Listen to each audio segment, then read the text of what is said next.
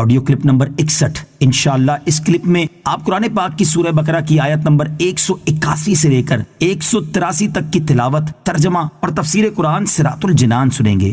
بسم اللہ الرحمن الرحیم۔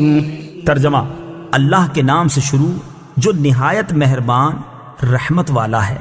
فمن بدله بعدما سمعه فإنما إثمه على الذين يبدلونه إن الله سميع عليم۔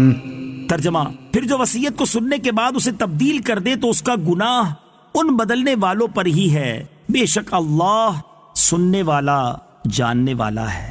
فمن بدله بعدما سمعه، پھر جو وصیت کو سننے کے بعد اسے تبدیل کر دے۔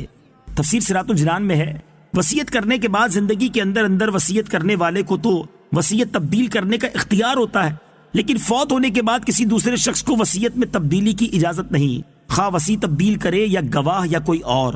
یوں ہی وصیت کے کاغذات میں تبدیلی کی جائے یا مال کی تقسیم میں، افسوس کے مال کی محبت میں لوگ وصیتوں میں بہت ہیر پھیر کرتے ہیں، وصیت چھپا دیتے ہیں، جعلی وصیت نامے بنا لیتے ہیں اور وصیت میں تبدیلی کر دیتے ہیں، وصیت پر عمل نہیں کرتے۔ ایک اہم مسئلہ یہ بھی یاد رہے کہ وصیت کے بارے میں ضروری ہے کہ شریعت نے جو قوانین بنائے ہیں ان پر عمل کیا جائے، ان سے ہٹ کر عمل کرنے کی اجازت نہیں۔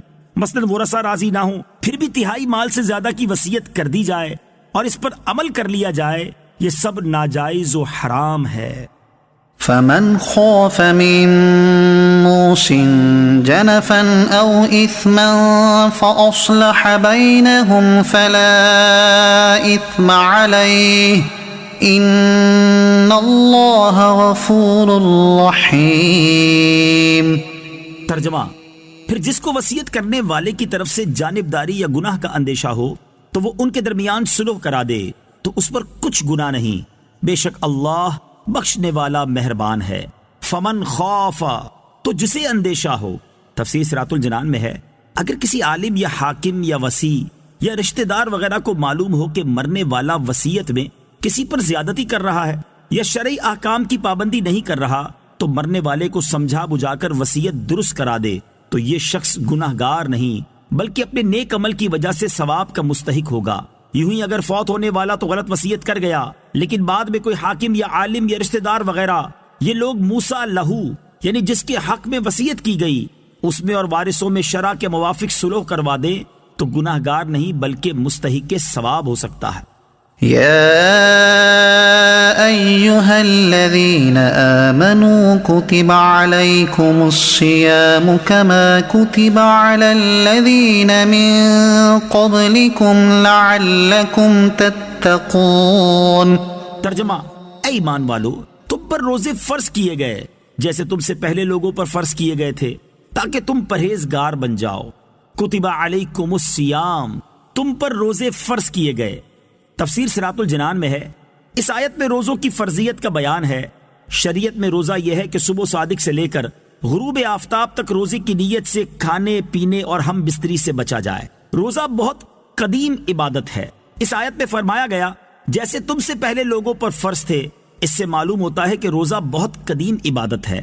حضرت آدم علیہ الصلوۃ والسلام سے لے کر تمام شریعتوں میں روزے فرض ہوتے چلے آئے ہیں، اگرچہ گزشتہ امتوں کے روزوں کے دن اور احکام ہم سے مختلف ہوتے تھے۔ یاد رہے کہ رمضان کے روزے 10 شعبان 2 ہجری میں فرض ہوئے تھے۔ روزے کا مقصد آیت کے آخر میں بتایا گیا کہ روزے کا مقصد تقویٰ و پرہیزگاری کا حصول ہے۔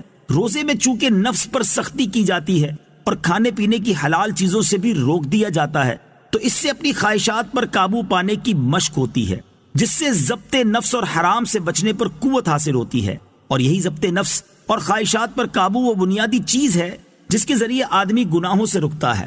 قرآن پاک میں ہے وَأَمَّا مَنْ خَافَ مَقَامَ رَبِّهِ وَنَهَى النَّفْسَ عَنِ الْهَوَىٰ فَإِنَّ الْجَنَّةَ هِيَ الْمَأْوَىٰ۔ ترجمہ: اور وہ جو اپنے رب کے حضور کھڑے ہونے سے ڈرا اور نفس کو خواہش سے روکا تو بے شک جنت ہی ٹھکانہ ہے۔ حضرت عبداللہ ابن مسعود رضی اللہ تعالی عنہ سے روایت ہے، رسول اللہ صلی اللہ تعالی علیہ وآلہ وسلم نے فرمایا، اے جوانوں، تم میں جو کوئی نکاح کی استطاعت رکھتا ہے وہ نکاح کرے، کہ یہ اجنبی عورت کی طرف نظر کرنے سے نگاہ کو روکنے والا ہے اور شرمگاہ کی حفاظت کرنے والا ہے، اور جس میں نکاح کی استطاعت نہیں وہ روزے رکھے کہ روزہ قاطع شہوت